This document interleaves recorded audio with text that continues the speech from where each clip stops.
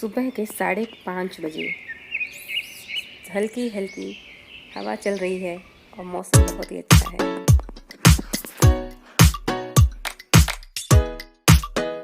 तो आज शेयर किया है मॉर्निंग ब्लॉग आप लोगों के साथ। बस सुबह जल्दी है और बच्चों के लिए टिफ़िन बनाना है, फिर हस्बैंड के लिए भी टिफ़िन बना रही हूँ मैं, और दोनों ही चीज़ें अलग बन रही हैं तो टाइम कम है और काम ज़्यादा।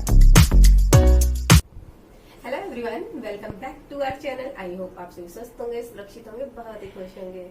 तो फ्रेंड्स, कैसी लगती है मेरी रेसिपी प्लीज कमेंट्स करके मुझे बताइए। आप सभी का बहुत बहुत धन्यवाद। और प्लीज कोई भी रेसिपीज अगर आप चाहते हैं कि मैं आप लोगों के लिए लेकर आऊं तो प्लीज कमेंट्स करके मुझे बताइए, और मैं आपकी पसंद की रेसिपी जल्दी आप लोगों के लिए लेकर आऊंगी।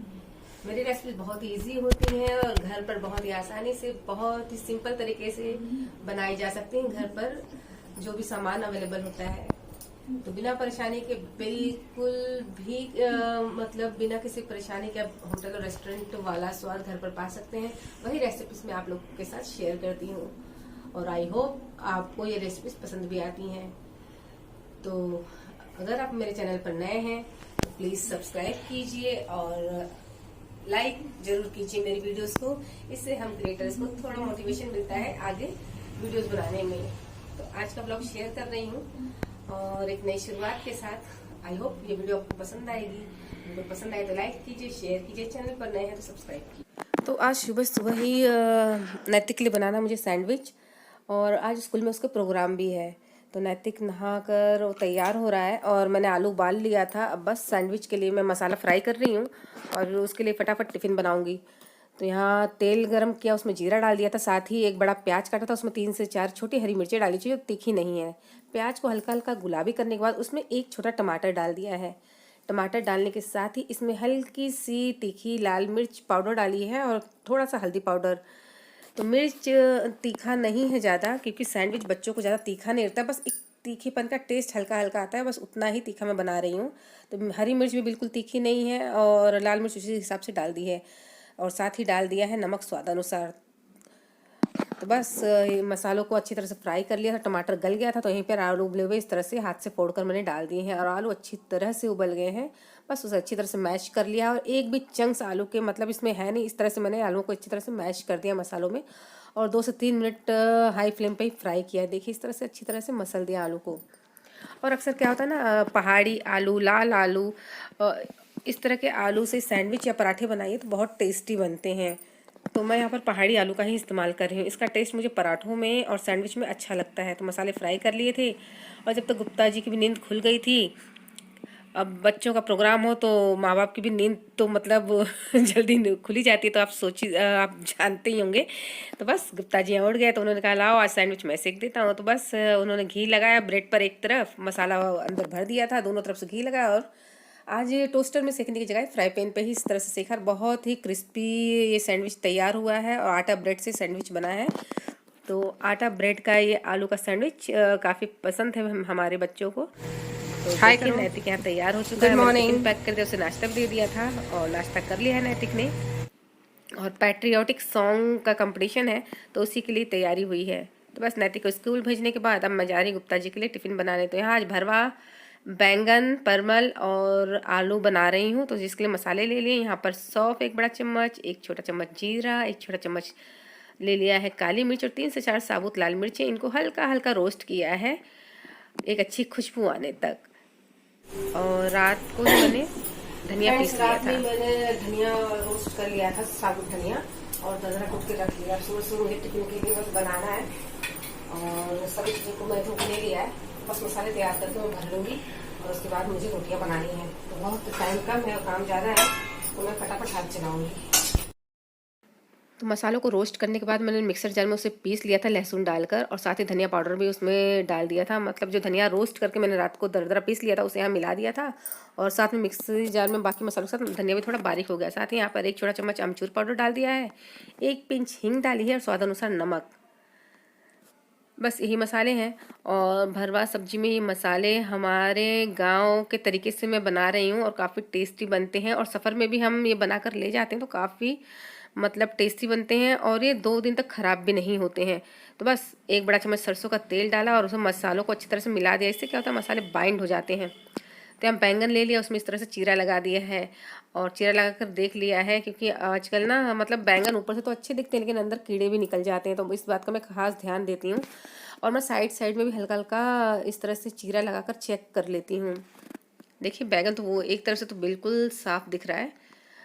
और इसी तरह से मैं आलू और परवल में भी कट लगाऊंगी। मतलब हम कट लगाएंगे और ऊपर और नीचे से जॉइंट रहे, बस ऐसा ही कट लगाना है हमें। तो थोड़े हार्ड होते हैं तो इन चीज़ों को ऐसे दबा दिया कीजिए, इससे अच्छी तरह से कट लगता है और हमारे मसाले भरने में आसानी हो जाती है। और परवल को ना ऊपर से मैंने हल्का हल्का छील दिया है, इससे क्या होता है परवल सॉफ्ट हो जाते हैं। और आलू को भी देखिए इस तरह से मैंने कट लगा दिया था और इस तरह से अंगूठे से मैंने उसे दबा दिया। इससे क्या होता है कि थोड़ी सी जगह बन जाती है और मसाला भरने में आसानी हो जाता है। बस हमें ध्यान इस बात का देना है कि आलू अलग ना हो, और गलती से अगर अलग भी हो जाए तो कोई बात नहीं, आलू को आप ऐसे ही मसालों के साथ लपेट कर कढ़ाई में तेल में डाल सकते हैं, इससे भी उसका टेस्ट बहुत अच्छा आता है। तो इसी तरह से मैंने बाकी सब्जियों में भी कट लगा लिया और देखिए बहुत अच्छी तरह से कट गए। और ये देखिए मैंने बैंगन में साइड साइड से भी कट लगा दिया। तो एक बैंगन मतलब इस तरह से लगाया ना, तो एक बैंगन थोड़ा ख़राब सा दिखा तो उसे मैंने हटा दिया। बाकी 3 बैंगन अच्छे हैं, तो उनमें इस तरह से जो बड़ा चीरा लगाया था उसमें इस तरह से मसाले भर दीजिए और अच्छी तरह से दबा दीजिए। और बिल्कुल भी टेंशन मत लीजिए, साइड में जो हमने कट लगाया वहाँ से मसाले बिल्कुल नहीं निकलेंगे। और अच्छी तरह से दबाकर इस तरह से मैं रखते जा रही हूँ। और अगर जो मसाले थोड़े बहुत तेल में हमारे बाहर आते हैं तो उससे भी कोई मतलब टेंशन वाली बात नहीं है। मसाले सब्जियों में लिपट जाते हैं और लिपटे हुए मसालों में जो सब्जी बनती है ना बहुत ही टेस्टी बनती है, और कोई भी धागा लपेटने की यहाँ ज़रूरत नहीं है। मैंने आज तक कभी भरवा सब्जी बनाई है, मैंने धागा बिल्कुल भी नहीं लपेटा है और मेरी सब्जियाँ बिल्कुल अच्छी बनती हैं इसी तरह से। और इसीलिए मैं इस रेसिपी आपके साथ शेयर कर रही हूँ। बिल्कुल भी एक नहीं खुलेंगे और मसाला बाहर नहीं आएगा, धागा लपेटने की बिल्कुल भी ज़रूरत नहीं, बस हाथ से इस तरह से थोड़ा दबा दीजिए। बस सभी इसी तरह से बैंगन आलू और परवल में मैंने मसाले भर दिए हैं। तो तीखा अपने टेस्ट के अकॉर्डिंग यहाँ आप रख सकते हैं। मैंने साबुत लाल मिर्ची डाली थी तो उतना तीखापन काफ़ी है, और इन सब्जियों में ना ज़्यादा तीखापन नहीं होता, बस इसका एक चटपटापन ही होता है जो काफ़ी मतलब अच्छा लगता है इन सब्जियों के साथ। और परवल में भी इस तरह से भर दीजिए। और परवल तो बिल्कुल भी नहीं, और इस सफ़र में ले जाने के लिए ना बहुत ही अच्छे होते हैं। तो अक्सर जब भी हम सफ़र में जाते हैं तो हम यही प्रेफर करते हैं भरवा मतलब परवल और बैंगन बना लिया जाए और सफ़र में आराम से। एक्चुअली पहले मुंबई से हमारे गांव तक का सफ़र 2 दिन का हुआ करता था, तो हम सफ़र में यही बना लेते थे, साथ में पूरी पराठे जो भी आप पसंद करते हो, और 2 दिन तक एंजॉय करते थे आराम से। तो देखिए इस तरह से कढ़ाई में रख दिया, ऊपर से इस तरह से सरसों का तेल डाल दिया है 2 चम्मच, मतलब एक छोटे चम्मच के हिसाब से 2 चम्मच डाल दिया ऊपर से। इस तरह से सब्जियों पे तेल लग गया और धीमी आंच पे इस तरह से पका ले। देखिए भाप में सब्जियां थोड़ी थोड़ी पक चुकी हैं और बैंगन जल्दी गल जाता है। तो बस इसी बात का हमें ध्यान रखना। और इस तरह से मैंने हाथ से टॉस करते हुए सब्जियों को उलट पलट दिया है। तो एक तरफ से सब्जी हल्की हल्की लाल हो चुकी थी, तो इस तरह से टॉस करके मैंने पलट दिया, फिर धीमी आंच पर ढक दिया है। और इसके बाद हल्का सा आलू और परवल को मैंने हिला दिया है, क्योंकि बैंगन जल्दी गल जाते हैं और आलू और परवल में थोड़ी कसर रह जाती है। तो बस ढक दिया है। अब बिना हिलाए बस कढ़ाई को मैं घुमाकर सब्जियों को पकाऊंगी। इससे क्या होगा, हर तरफ से गैस की फ्लेम लगेगी और सब्जियां हर मतलब सभी सब्जियां लाल हो जाएंगी। तो हमें इन्हें सब्जियों को धीमी आंच पर पकाना होता है, जिससे तेल में अच्छी तरह से सुनहरी हो जाए। और बस सब्जियां पक रही थी, मैंने आटा भी गूंद लिया और ये देखिए सब्जियां तैयार हो गई।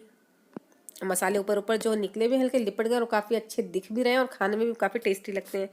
बस आटा गूंद लिया था, अब रोटियां बना ली हैं।